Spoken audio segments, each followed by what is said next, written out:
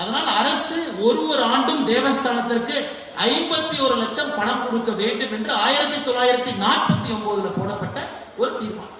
இதுல தமிழ்நாடும் சம்பந்தப்பட்டது. ஆச்சரியம் பாருங்க, ஏன்னா 1956 தமிழ்நாடு கேரளா நம்முடைய பார்டரை வரையறுத்த பொழுது கேரளாவுடைய சில பகுதிகள் தமிழ்நாட்டுக்கு வருது. அன்னைக்கு 1956 கேரளா. அந்த 290 ஆர்டிகல்ல சொல்றோம், எந்த பகுதியெல்லாம் தமிழ்நாட்டுக்கு வந்திருக்கோ அதற்கு தமிழ்நாடு அரசு வருஷத்துக்கு 13,50,000 கொடுக்கணும் தேவஸ்தானம் போர்டுக்கு. கேரள அரசு 46,50,000 கொடுக்கணும்.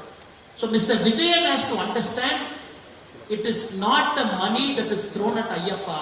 It is a constitutional obligation by the government to give money to the Travancore Devasthanam Board, not by Kerala, even by Tamil Nadu. Tamil Nadu அரசும் வருடத்திற்கு 13,50,000 ரூபாய் கொடுக்கணும். காரணம், கேரள பகுதியிலிருந்து தமிழ்நாட்டுக்குள்ள வந்திருக்கக்கூடிய கேரளத்தினுடைய பழைய நிலத்தில் இருக்கக்கூடிய கோவிலுக்கு தமிழ்நாடு அரசு கன்சாலிடேட்டட் ஃபண்ட்ல கொடுக்கணும்.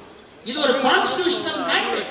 ஏன்னா இங்கிருந்த கோவில்களை பாதுகாப்பதற்காக கொடுக்கப்படுற நிதி அது அப்படியே மாத்தி கடந்த 75 ஆண்டுகள் அப்படியே இந்த கான்செப்டை மாத்தி ஏதோ அரசு பணம் கொடுப்பதால் மட்டும்தான் இங்க இருக்கக்கூடிய கோவில்கள் வாழுகின்ற என்கின்ற மாயத்தோட்டத்தை ஏற்படுத்தி அதை உச்ச நீதிமன்றம் வரைக்கும் கொண்டு போய் அதுல ஆர்டிகல் 21, 25 கொண்டு வந்து அரசு பணம் கொடுக்கறதுனால எல்லா கோவிலும் எல்லோரும் செல்லணும், குறிப்பாக பெண்கள் சபரிமலை ஐயப்பனை பார்க்க செல்ல வேண்டும் என்கின்ற வாதத்தை வைத்து இன்னைக்கு இந்த பிரச்சனை போயிட்டு இருக்கு.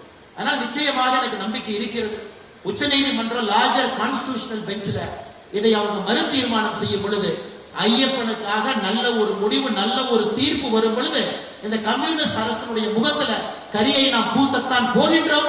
அதுவும் நடக்கத்தான் போகிறது. நம்முடைய காலத்தில் அதையும் பார்க்கணும்.